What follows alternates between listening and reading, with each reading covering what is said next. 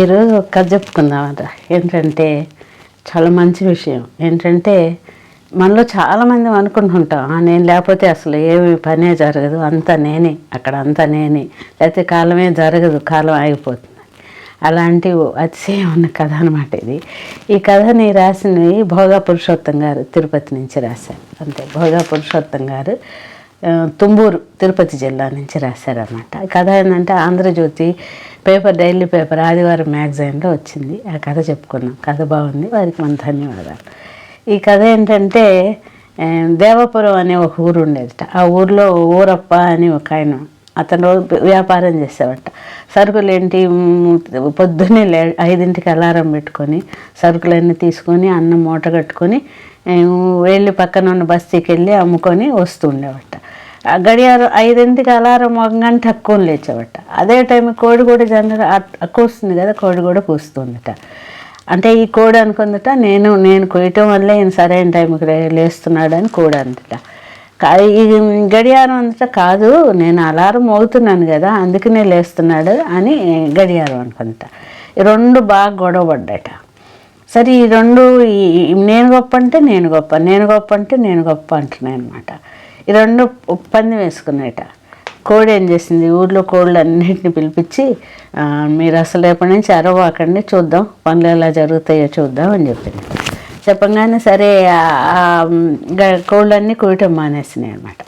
మానేయంగానే ఇంకా మామూలుగా ఈయన అలారం మోగింది, లేచాడు. లేచి పనులు చేసుకున్నాడు. అయిపోయినాయి పనులు. అతను లేచాడు, 5ంటికి లేచాడు, సరుకులు తీసుకున్నాడు, అన్నం మూట కట్టుకున్నాడు, వెళ్ళాడు. కోళ్ళు కొయ్యకపోయినా ఏం ఆగిపోలే.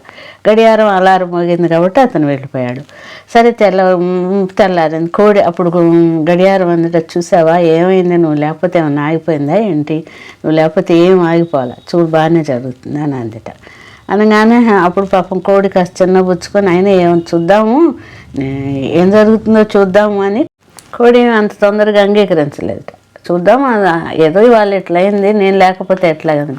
సరే అప్పుడు గడియారం ఏం చేసిందట, సరే ఎట్లయినా సరే ఇది నేనే గొప్ప అని చెప్పాలి, అందుకని అన్ని గడియారాలకి చెప్పిందట, మీరు కాలం గడియారం అలా మోగవాకండి, అలా కాలం ఆగిపోండి, మీరు పని చేయవాకండి అంట. సరే ఊళ్ళో ఉన్న గడియారాలన్నీ ఆగిపోయినట్ట. మర్నాడు అందరూ నిద్రపోతున్నారు. 9ంటి దాకా ఎవరికి మెలకు రాలేదట. 9ంటికి లేచి అప్పుడు చూసేసరికి ఎవరి పనులు వాళ్ళు అసలు చేసుకోలేకపోయారు. అప్పుడు గడియారం అందట, నా గొప్పతనం వల్ల చూసావా, నేను ఒక్కరోజు పని చేయకపోతే పనులన్నీ ఆగిపోయినాయి, అందరు ఎంత ఇబ్బంది పడుతున్నారు, ఇప్పటికైనా అర్థమైందా నా గొప్పతనం అని గడియారం అంట. ఏం కాదు, ఇందులో నీ గొప్పతనం ఏం లేదని కోడి అంట.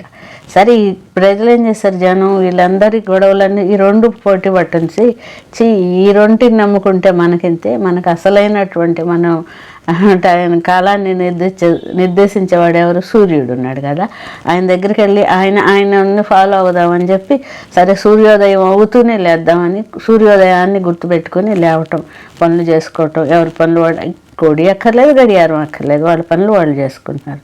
అప్పుడు అనుకున్నట్టు, ఓహో మన నిమిత్త మాత్రలు సూర్యుడు లాంటి గొప్పవాడు ఉన్నాడని మనం అర్థం చేసుకోలేకపోయాము. మన అహంకారానికి బాగా జరిగింది కదా శాస్తి, ఇట్లాగే జరగాలని నోరు మూసుకొని ఉన్నట్ట. చూసారా, అదేంటంటే ఎప్పుడు కూడా నేనే గొప్ప, నేను లేకపోతే ప్రపంచం ఆగిపోతుంది అని ఎప్పుడు అనుకోకూడదు. ఎవరు గొప్ప వారిది, ఎవరు లేకపోయినా ప్రపంచం ఏమీ ఆగదు, దాని పదే అది చేసుకుంటూనే ఉంది. చూసారు కదా, కథ కంచికి మనం ఇంటికి.